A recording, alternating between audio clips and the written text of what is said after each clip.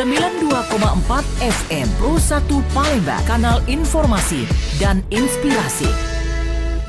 Pendengar, PT Andalas Jaya Wisata Ajwa Tour and Travel siap memberikan pelayanan dan fasilitas bisa umroh dengan keberangkatan langsung dari Kota Palembang. Info haji dan umroh 1 Kota Palembang seberang Gedung Atiasa. Untuk kontak person hubungi 0811 710 129. Waktunya menambah ilmu pengetahuan agama Islam. Saatnya Anda ikuti obrolan Ramadan. Harmoni Ramadan. Harmoni Ramadan RRI. 92,4 FM Pro 1 RRI Palembang, kanal informasi dan inspirasi. Selamat sore pendengar dimanapun Anda berada. Kembali bersama saya Alvina Damayanti dalam program Obrolan Ramadan. Tepat di edisi hari ini, Rabu 25 Februari 2026 yang bertepatan dengan 7 Ramadan 1447 Hijriah. Dan Alhamdulillah di sore yang penuh berkah ini sudah hadir bersama kita di studio Ustadz Muhammad Nizom SUD MPD. Assalamualaikum Ustadz. Bagaimana kabarnya hari ini Ustadz? Alhamdulillah luar biasa sehat. Alhamdulillah. Ustadz dan pendengar, hari ini tema kita sangat spesial yaitu mengenai keistimewaan bulan Ramadan. Iya, betul sekali. Yes, dan bagi pendengar setia kami juga mengundang Anda untuk bergabung melalui line telepon di 0711 369977 atau melalui pesan WhatsApp di 0821 7927 9090 serta bisa melalui kanal YouTube kami di Pro 1 Palembang. Ustadz silakan untuk menyampaikan materi sore hari ini mengenai keistimewaan bulan Ramadan. Baik. Bismillahirrahmanirrahim. Assalamualaikum warahmatullahi wabarakatuh. Alhamdulillahirabbil alamin. Assalatu wassalamu ala Rasulillah. Allahumma aftah futuhal arifin bi hikmatika wansur alayya bi rahmatika ya arhamar rahimin. Wa qala Allah ta'ala fil Qur'anil Karim, a'udzu billahi samil alim minasyaitonir rajim. Bismillahirrahmanirrahim. Ya ayyuhalladzina amanu kutiba alaikumus shiyamu kama kutiba alal ladzina min qablikum la'allakum tattaqun. Shadaqallahul azim. Yang kami hormati para pendengar RRI Pro 1 dimanapun Anda berada. Alhamdulillah pada kesempatan hari ini kita dapat melaksanakan ibadah puasa kita di hari yang ke-7 insyaallah. Mudah-mudahan amal ibadah ini adalah amal ibadah yang terbaik yang nantinya akan kita lakukan pada bulan ini, dan semoga kita semuanya senantiasa akan mendapatkan rahmat dan ridho dari Allah Subhanahu wa taala. Para pendengar rahimakumullah, kita ketahui bahwasanya bulan Ramadan ini adalah bulan yang sangat agung. Bulan yang penuh ampunan, bulan yang di dalamnya penuh dengan rahmat Allah Subhanahu wa taala. Begitu indahnya dan juga begitu pentingnya bulan Ramadan, Rasulullah Shallallahu alaihi wasallam pun pernah bersabda. Kata beliau, "U'tiyat ummati fi syahri Ramadan khamsun khisalin lam tu'tuha ummatun qablaha." Beliau bersabda bahwasanya umatku, kata Rasulullah, Allah berikan 5 keistimewaan yang tidak Allah berikan kepada umat-umat yang lain ketika di dalam bulan suci Ramadan. Jadi ada 5 keistimewaan yang Allah berikan kepada umat Nabi Muhammad di bulan Ramadan. Apa saja? Yang pertama, khulufi famil shaim atyabu 'indallahi min rihil mis. Bahwasanya bau mulut orang yang berpuasa, nafasnya orang yang berpuasa yang melaksanakan ibadah puasa di bulan suci Ramadan, ini Allah lebih cintai, lebih Allah demeni, kalau bahasa kita itu, lebih Allah senangi ketimbang minyak kasturi. Ini sangat luar biasa. Kalau minyak kasturi yang asli itu 1 milinya mungkin berkisar sampai 1 jutaan. Nah ini kalau kita bagi orang yang berpuasa, bau mulut kita bagi orang yang berpuasa itu Allah lebih cinta, karena di dalamnya banyak sekali rahmat-rahmat, banyak sekali nikmat yang Allah berikan tetapi tidak diberikan di dunia kelak di yaumil qiyamah. Kemudian yang kedua, wa tastaghfiru lahumul malaikah. Allah Subhanahu wa taala memerintahkan malaikatnya untuk apa? Untuk mendampingi orang-orang yang melaksanakan puasa di bulan suci Ramadan untuk mengabulkan dan juga untuk mengaminkan doa kita. Oleh karena itu, ketika di bulan suci Ramadan, alangkah baiknya ketika kita berbicara bertutur kata yang baik, bertutur kata yang sopan, bertutur kata yang mampu untuk memberikan nasihat kepada orang lain, sehingga dengan ucapan inilah yang nantinya akan diaminkan oleh para malaikat dan juga dikabulkan oleh Allah. Kemudian manfaat yang ketiga, wa tasfiduhu fihi maraddatul jin. Khusus di bulan suci Ramadan, Allah Subhanahu wa taala membelenggu. Siapa yang dibelenggu? Yaitu yang namanya syaitan yang selalu menggoda manusia untuk berbuat buruk. Kemudian yang keempat, wa yuzayyinullaha kulla yaumin. Khusus di bulan suci Ramadan, Allah Subhanahu wa taala memerintahkan malaikat Ridwan yang menjaga syurga untuk apa? Untuk menghiasi syurga. Kata Allah, "Wahai malaikatku, tolong hiasi syurga yang begitu indah daripada hari-hari biasanya." Lantas malaikat Ridwan pun berkata, "Ya Rob, syurga seperti apa yang engkau inginkan ya Rob? Bukankah syurga ini telah indah? Syurga ini telah bagus dan lebih sempurna daripada nikmat yang telah engkau turunkan di bumi ini." Apa kata Allah? "Wahai malaikatku, ketahuilah bahwasanya barang siapa yang meninggal dunia di bulan suci Ramadan sedangkan ia sedang melaksanakan puasa di dalamnya, maka jaminannya ia adalah penghuni syurga dan sudah dijamin masuk ke dalam syurganya Allah." Kemudian yang terakhir, keistimewaan yang Allah berikan kepada umat Nabi Muhammad adalah wa yaghfir lahum fihi akhiril lail. Allah Subhanahu wa taala akan menghapuskan dosa-dosa orang-orang yang melaksanakan ibadah pada waktu malam-malam bulan suci Ramadan. Lantas para sahabat pun bertanya, "Ya Rasulullah, apakah malam yang sangat luar biasa, apakah malam yang begitu nikmat itu adalah malam Lailatul Qadar?" Kata Rasulullah, "La, bukan. Tetapi malam di setiap malam-malam sepertiga akhir di bulan suci Ramadan itu adalah waktu yang sangat mustajab untuk kita memohon ampunan dan juga berdoa kepada Allah Subhanahu wa taala." Dari 5 hal tersebut dapat kita ambil kesimpulan bahwasanya Allah begitu cintanya kepada umat Nabi Muhammad. Allah begitu sayangnya kepada umat Nabi Muhammad. Begitu sangat cinta dan juga sayangnya Allah memberikan keistimewaan kepada umat Nabi Muhammad. Jangan sia-siakan kesempatan ini dan semoga Allah senantiasa melindungi kita untuk selalu istiqomah melaksanakan amal ibadah di bulan suci Ramadan. Amin, amin ya rabbal alamin. Mungkin itu saja yang dapat bisa saya sampaikan. Mohon maaf atas segala kekurangan. Wal afu minkum ma'assalamah.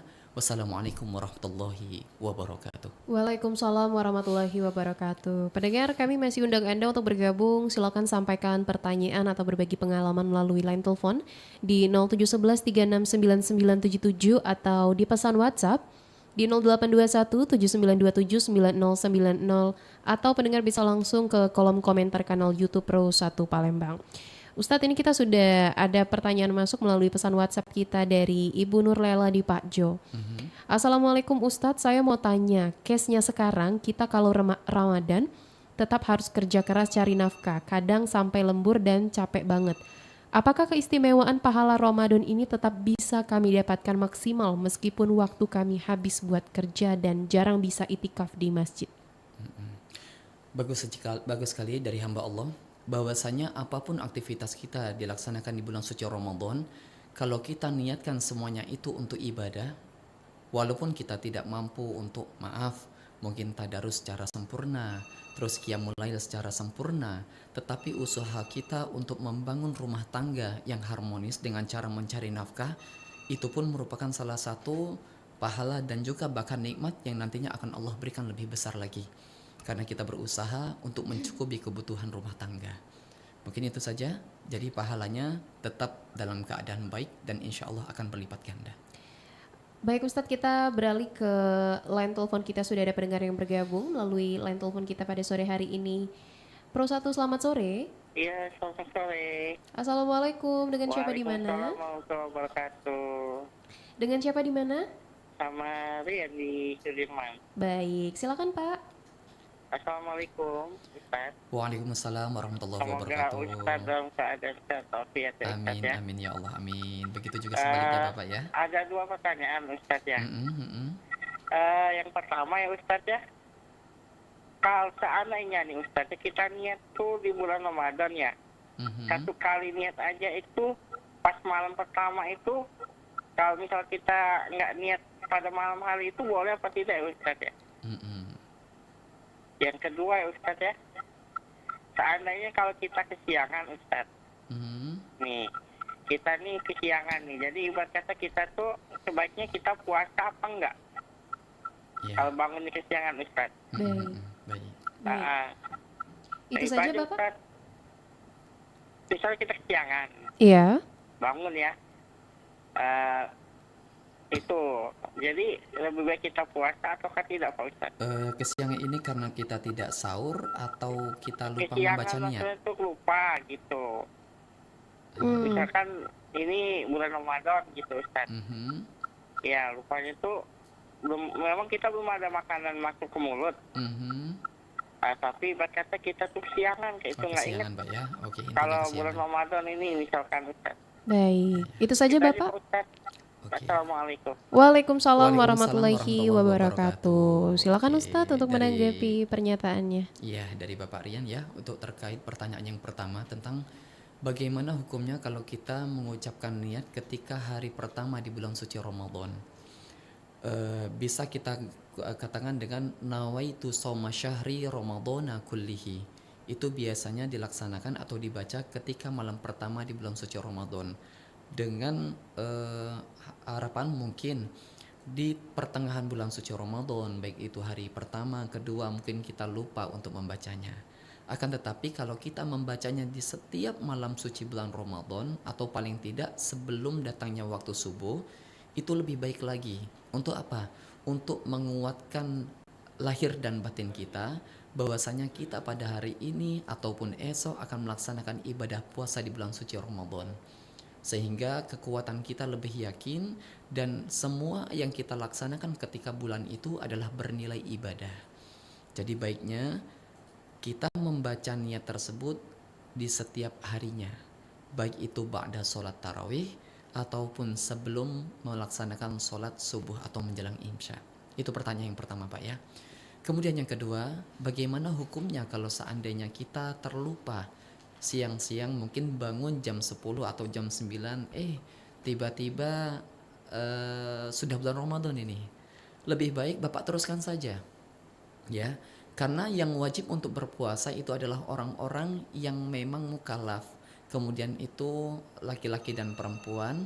Kemudian orang yang baligh. Selanjutnya adalah orang yang memiliki akal. Itu yang wajib puasa.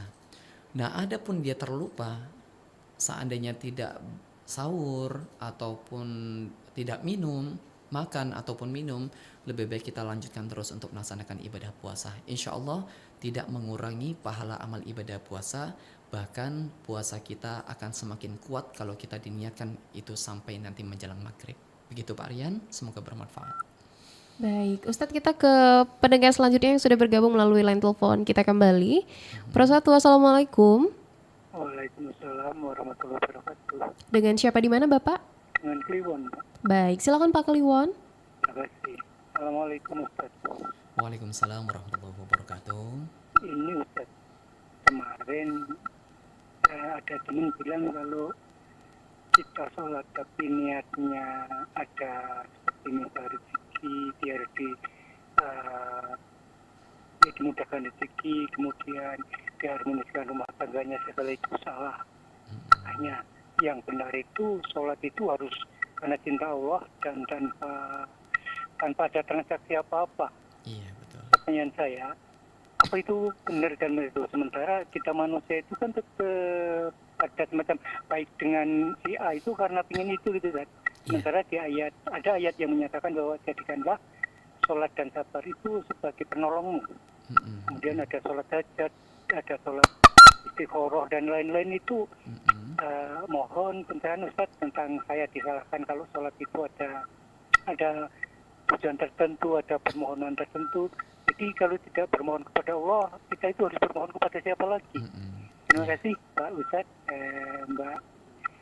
Semoga Ramadan kita ini Ramadan yang berbarokah. Assalamualaikum warahmatullahi wabarakatuh. Waalaikumsalam warahmatullahi wabarakatuh. Silakan Ustadz untuk menanggapi pertanyaan dari Pak Kliwon. Iya, Bapak Kliwon, bagaimana hukumnya kalau kita sholat kemudian kita mengharapkan sesuatu karena lantaran kita telah melaksanakan sholat tersebut? Pak, sejatinya sholat itu adalah cara bagaimana kita mendekatkan diri kita kepada Allah Subhanahu wa Ta'ala.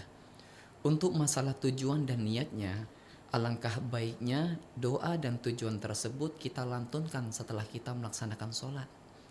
Dan keutamaan dari setiap sholat sesuai dengan apa yang telah kita hajatkan itu sudah ada tempatnya masing-masing. Seperti contoh, ketika kita melaksanakan sholat duha. Sholat duha ini Pak, itu dibagi menjadi 3. Yang pertama sholat duha di awal waktu, kemudian sholat duha di pertengahan waktu, dan juga sholat duha di akhir waktu. Sholat duha di awal waktu itu adalah 1,5 jam setelah kita melaksanakan sholat subuh, yang biasa kita kenal dengan sholat syuruk atau sholat isyraq. Nah, di dalam sebuah hadis dijelaskan, barang siapa yang melaksanakan sholat syuruk 2 rakaat ketika 1,5 jam ya setelah sholat subuh, maka keutamanya adalah ia akan mendapatkan pahala melaksanakan ibadah haji ataupun umroh. Kemudian ada yang kedua, sholat di pertengahan waktu, yaitu dari jam 8 sampai jam 10 pagi. Fungsinya untuk apa? Yang pertama itu adalah sholat kita untuk menggantikan zikir-zikir anggota tubuh kita. Mulut kita itu butuh zikir, mata kita itu butuh zikir, telinga, tangan, kaki itu pun zikir. Maka itu bisa diganti dengan melaksanakan sholat duha. Kemudian manfaat yang kedua dari sholat duha di waktu yang kedua itu adalah menjauhkan kita dari bala umum, yang mana orang lain menerima bala tersebut tetapi diri kita sendiri tidak. Contoh, mungkin Bapak dalam perjalanan ternyata di pertengahan jalan itu macetnya sangat luar biasa. Kemudian ada salah satu dari orang yang sedang berdiri dan menawarkan diri, "Bapak mau kemana?" "Saya mau ke arah sana." "Oh, di sana macet Pak, lewat sini saja, ini lebih dekat, lebih cepat." Nah, ini termasuk juga rizki karena lantaran kita telah melaksanakan ibadah sholat duha. Yang kedua. Kemudian yang ketiga, sholat duha di akhir waktu, yaitu dari jam 10 sampai jam 11. Fungsinya untuk apa? Itu adalah untuk melipat gandakan nilai pahala dan juga nilai rizki yang telah kita lakukan. Nah, jadi walaupun kita tidak diniatkan sholat itu untuk mencari jodoh ataupun untuk mengabulkan doa kita, asalkan kita tahu di mana kita melaksanakan dan waktunya yang tepat, insya Allah Allah akan menerima apa yang telah kita hajatkan. Mungkin itu saja Pak Kliwon, semoga bermanfaat. Baik, tadi Ustadz sudah menanggapi pertanyaan dari Pak Kliwon. Ustadz, kita ke pendengar selanjutnya Ustadz melalui line telepon kita. Pro 1, Assalamualaikum. Pro 1, Assalamualaikum. Sepertinya terputus Ustadz. Kami undang kembali pendengar untuk bergabung bersama kami melalui line telepon di 0711369977 atau melalui pesan WhatsApp di 082179279090. Pro 1, Assalamualaikum.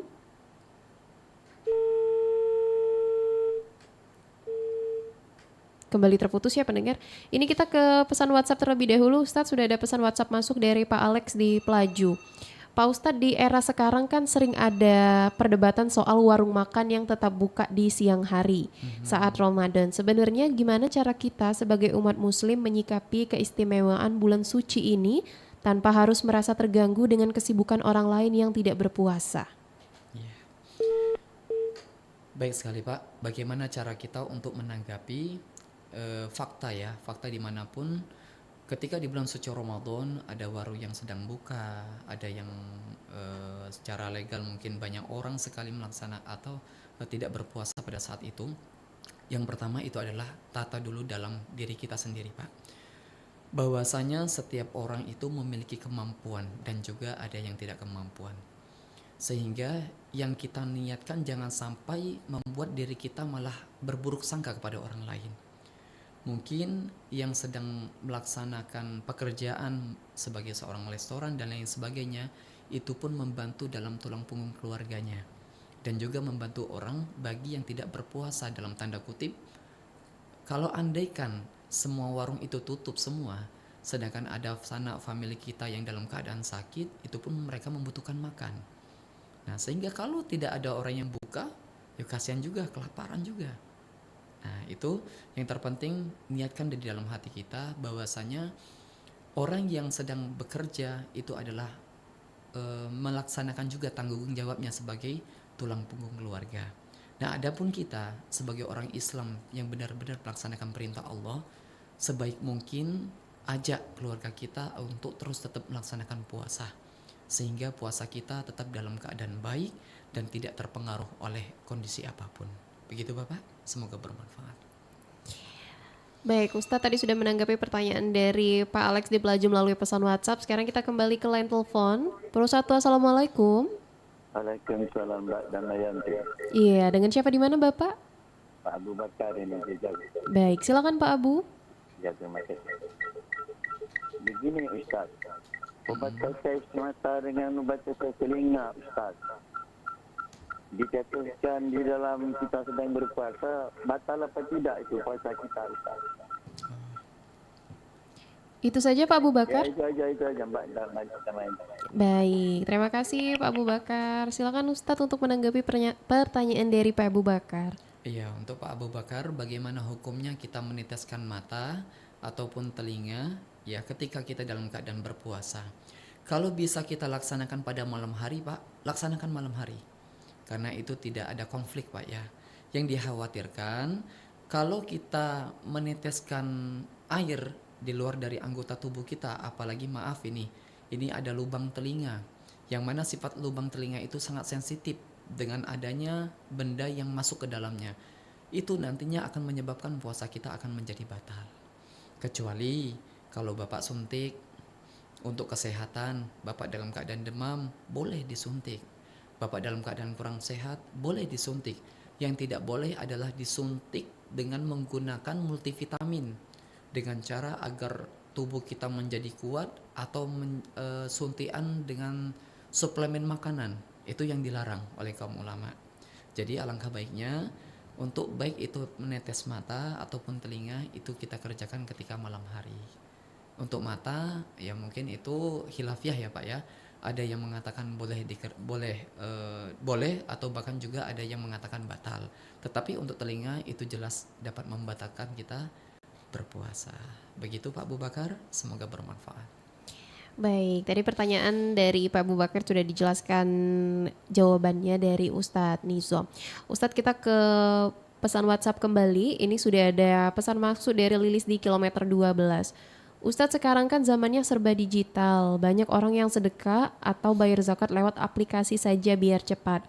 Apakah keistimewaan silaturahmi dan keberkahan Ramadannya tetap sama dibanding kalau kita datang langsung ke panti asuhan atau ke orang yang membutuhkan? Ya, baik sekali. Untuk pertanyaan ini, alangkah lebih baiknya kalau di bulan suci Ramadan kita langsung datang. Ya, satu, berkah silaturahim itu akan terus tetap ada. Yang kedua, untuk mempererat tali persaudaraan kita. Yang ketiga, menumbuhkan rasa syukur kita kepada Allah Subhanahu wa taala. Dengan cara kita mendatangi panti asuhan secara tidak langsung, kita sangat bersyukur. Oh, Allah memberikan kita nikmat yang begitu besar, yang mana Allah tidak berikan kepada anak-anak yang ada di panti asuhan, sehingga akan menumbuhkan rasa keimanan kita kepada Allah Subhanahu wa taala. Dengan rasa syukur yang sangat mendalam, insya Allah akan memberikan keberkahan hidup yang lebih banyak lagi. Dengan kita bersyukur kepada Allah, insya Allah pun apa yang menjadi hajat kita senantiasa akan dikabulkan oleh Allah Subhanahu wa taala. Sehingga jika kita mendatangi langsung, itu berkah pahalanya akan lebih besar ketimbang kita dengan cara melalui via transfer. Begitu Ibu ya. Baik, pendengar, kami juga masih ajak Anda untuk bergabung. Silakan sampaikan pertanyaan atau berbagi pengalaman melalui line telepon di 0711 369977, di pesan WhatsApp 0821 7927 9090, atau langsung di kolom komentar kanal YouTube Pro 1 Palembang. Dan juga pendengar, nanti juga akan kita ikuti bersama siaran menanti berbuka puasa langsung dari Masjid Agung Sultan Mahmud Badarudin Palembang bersama rekan kami yang bertugas. Ustadz, kita sudah ada pesan masuk kembali melalui WhatsApp. Ustadz, buka bersama atau bukber malah sering jadi ajang pamer dan bikin kita ninggalin sholat maghrib. Bagaimana hukumnya Ustadz? Apakah pahala puasa kita hilang gara-gara mementingkan bukber daripada sholat? Ya, antara bukber itu adalah melaksanakan puasanya. Dan yang menjadi wajib lagi itu adalah melaksanakan ibadah yang pertama, yaitu sholat 5 waktu, khususnya melaksanakan sholat maghrib. Jika ajang bukber itu malah melalaikan kita untuk mendekatkan diri kepada Allah, bahkan sholat maghrib kita tertinggal, ibadah kita tidak konsen, atau ibadah kita tidak khusyuk, malah itu akan menjadi mudarat bagi diri kita. Alangkah baiknya mungkin kita buka bersama di masjid. Lebih saling mengingatkan antara satu sama lain, keakrabannya juga lebih dekat, kemudian manfaatnya juga lebih besar, sehingga sholat kita juga akan lebih tertata dengan lebih baik. Maka itu lebih baik daripada kita melaksanakan bukber di mana-mana. Mungkin ya karena posisi rumah makan tidak ada musolahnya, mencari musolahnya itu pun susah, sehingga kita melalaikan laksanakan sholat maghrib. Nah itu akan menjadi mudorot, bahkan puasanya pun ya mohon maaf, bukan berarti tidak batal, bukan berarti tidak sah, malah gara-gara kita tidak melaksanakan ibadah sholat, maka dosanya pun sudah siap untuk menanti. Ya begitu. Baik, itu mungkin himbauan juga untuk anak-anak muda sekarang Iya yang betul sekali. hobi sekali buka bersama di luar. Hobi dari jam 4 Mbak ya, dari jam 4 sudah siap-siap, pulang-pulang jam 8 sampai maghrib sama isyaknya lupa. Oke, kita kembali ke line telepon bersama pendengar Pro 1. Assalamualaikum. Waalaikumsalam. Dengan siapa di mana, Bapak? Dengan Pak Asnu. Baik, silakan Pak Asnu. Assalamualaikum Pak Ustaz. Waalaikumsalam warahmatullahi wabarakatuh. Ini Pak Ustaz, saya tanya Pak Ustaz. Kalau kita sholat sendirian Pak Ustaz, apa zuhur ataupun asar, tahiyat awal itu terbaca 2 kali Pak Ustaz. Maksudnya Nah, gimana Pak? apakah Di dalam sholat satu kita rukun itu itu kita teruskan saja Pak Ustaz? Apa kita ulang dari awal itu Pak Ustaz?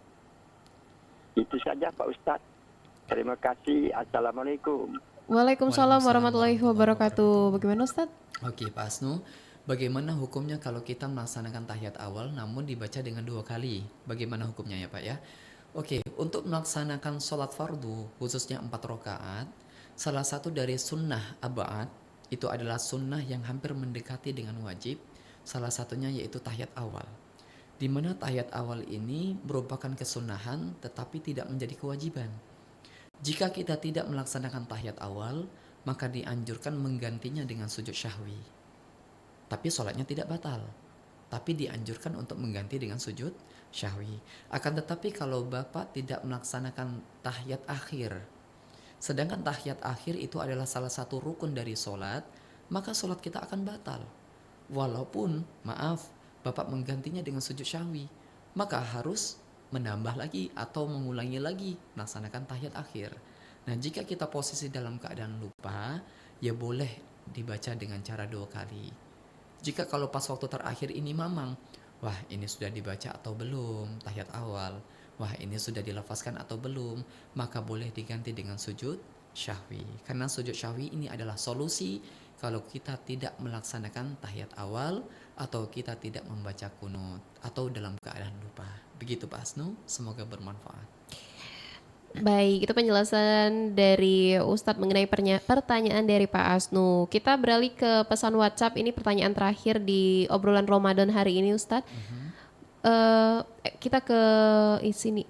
Sore sibuk masak buat keluarga, lalu lanjut cuci piring sampai nggak sempat ikut tarawih ke masjid karena capek Ustadz. Apakah ibu-ibu ini tetap dapat keistimewaan malam Ramadan meski ibadahnya cuma di dapur?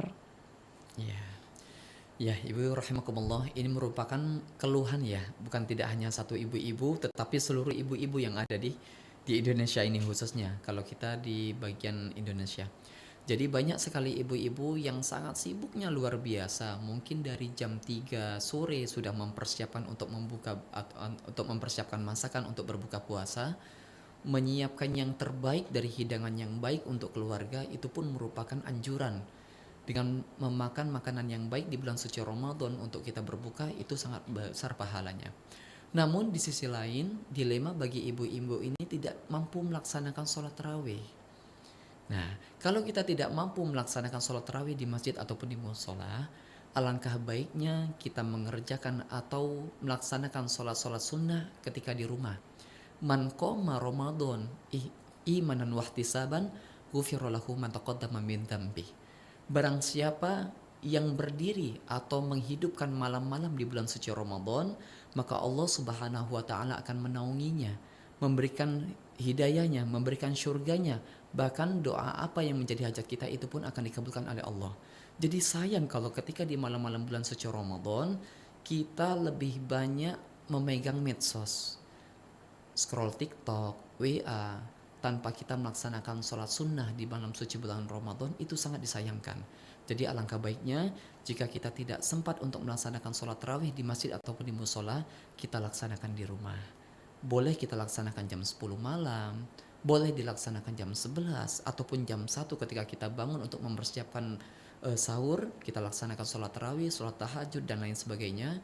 Itu adalah bagaimana cara kita untuk menjadi umat yang sangat luar biasa dirindukan oleh surganya Allah. Gitu. Baik, Ustadz Nizam, karena lintas waktu kita sudah hampir menunjukkan pukul 17.30 waktu Indonesia Barat, silakan Ustadz memberikan materi penutup untuk obrolan Ramadan hari ini. Oke, hadirin para pendengar rahimakumullah, telah kita ambil kesimpulan bahwasanya Allah Subhanahu wa taala memberikan keistimewaan kepada umat Nabi Muhammad. Salah satunya yaitu bulan suci Ramadan. Apapun yang menjadi aktivitas kita di bulan suci Ramadan, baik itu perbuatan yang baik ataupun perbuatan yang buruk, itu semuanya nanti akan dilipat gandakan oleh Allah Subhanahu wa taala. Terkhusus untuk ibadah puasa. Ibadah puasa ini adalah salah satu ibadah yang nantinya akan Allah lihat langsung, akan Allah audit langsung, akan Allah hitung langsung, yaitu ibadah puasa. Kalau sholat, mungkin Allah memerintahkan malaikat untuk menghitungnya. Zakat, Allah memerintahkan malaikat untuk menghitungnya. Tetapi yang namanya puasa, Allah sendirilah yang akan menghisapnya. Oleh karena itu, gunakan waktu yang terpenting di bulan suci Ramadan ini. Semoga di bulan Ramadan ini kita akan mendapatkan pahala yang berlimpah dan Allah akan menurunkan rahmatnya kepada kita semuanya. Amin, amin ya rabbal alamin. Amin ya rabbal alamin. Terima kasih banyak kami ucapkan kepada Ustadz Nizam yang hari ini sudah menyempatkan waktunya untuk berbagi pengalaman di obrolan Ramadan yang hari ini kita membahas mengenai keistimewaan bulan Ramadan. Terima kasih banyak Ustadz. Sehat selalu Ustadz. Amin, amin, amin. Dan pendengar, terima kasih banyak juga untuk Anda yang sudah berpartisipasi melalui line telepon, pesan WhatsApp maupun kanal YouTube Pro 1 Palembang yang hari ini sudah menyimak mengenai obrolan Ramadan yang kita membahas mengenai keistimewaan bulan Ramadan. Dan juga kami sampaikan pendengar, nanti juga kita akan ikuti siaran menanti berbuka puasa langsung dari Masjid Agung Sultan Mahmud Badarudin Palembang bersama rekan kami. Tetaplah bersama kami di Pro 1 RRI Palembang, kanal informasi dan inspirasi. Baru saja Anda dengarkan